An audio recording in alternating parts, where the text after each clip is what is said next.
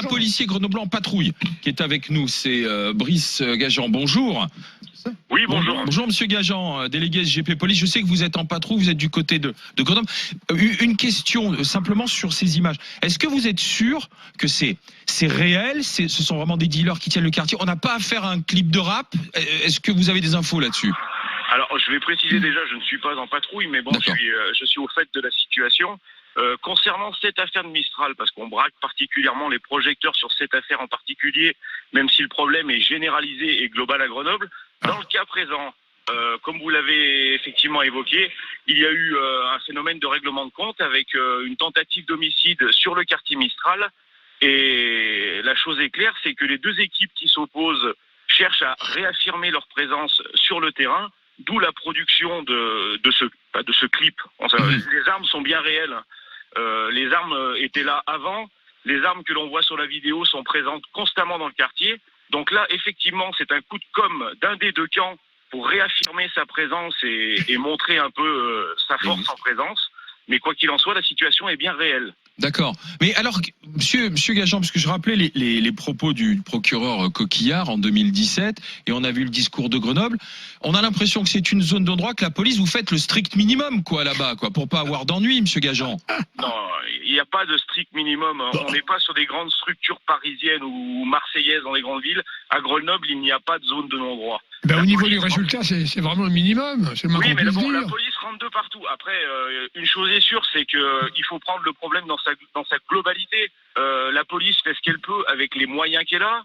Un peu plus d'effectifs, cela nous servirait. Donc c'est un problème de moyens avant tout? Un problème de moyens, non. Et ce qu'il faut voir, c'est que sur la chaîne police et par la suite, surtout au niveau de la justice, la réponse pénale est importante aussi. Quand les policiers grenoblois se donnent à fond à longueur d'année et qu'au bout de quelques mois, on reconstate la présence de la personne qu'on a interpellée 2 mois auparavant, qu'on la retrouve sur la voie publique, une chose est sûre, c'est que voilà, on vide la mer avec un seau en fait.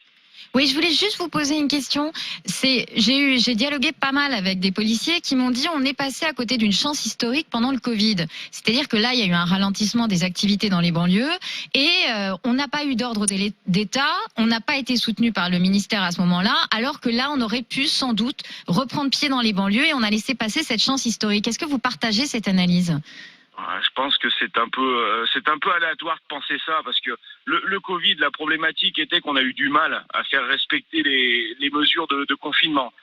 On était présents certes dans les quartiers pour faire respecter déjà le port du masque, les interdictions diverses. Si en plus il y avait fallu à ce moment-là reprendre, vu le climat qui régnait dans ces quartiers, ça aurait été très compliqué. Il faut pas se leurrer. Ce qu'il nous faut, c'est un travail de fond, un travail qualitatif. En lien avec la justice pour avoir une réponse pénale au final qui tienne la route. Attendez, monsieur Gajan, moi je voudrais savoir, si demain on vous dit, les gars, allez-y, est-ce que, un, vous avez les moyens de le faire, deux, est-ce que vous le ferez, ou vous ne recevrez pas un coup de fil en disant, allez-y mollo, parce que sinon vous allez foutre le feu au quartier, quoi.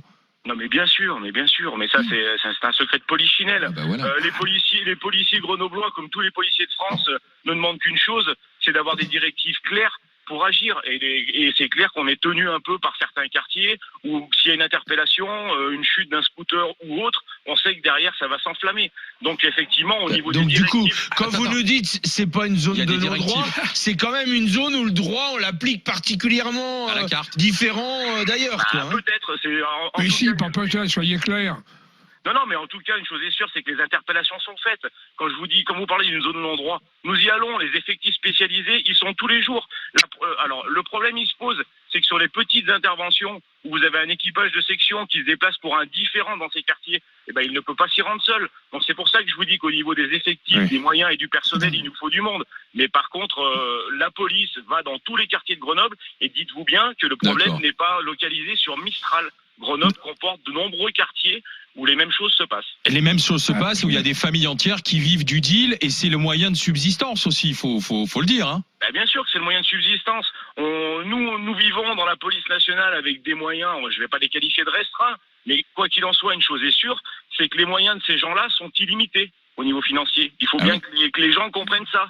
c'est qu'au niveau des véhicules, au niveau de l'armement, au niveau de la logistique qu'ils ont au niveau des quartiers, ils ont des moyens illimités. Merci Monsieur Gajan, merci d'avoir été avec nous, SGP Police du côté de Grenoble. Retrouvez toute notre actualité sur videopolice.com, la chaîne YouTube d'Unité SGP Police.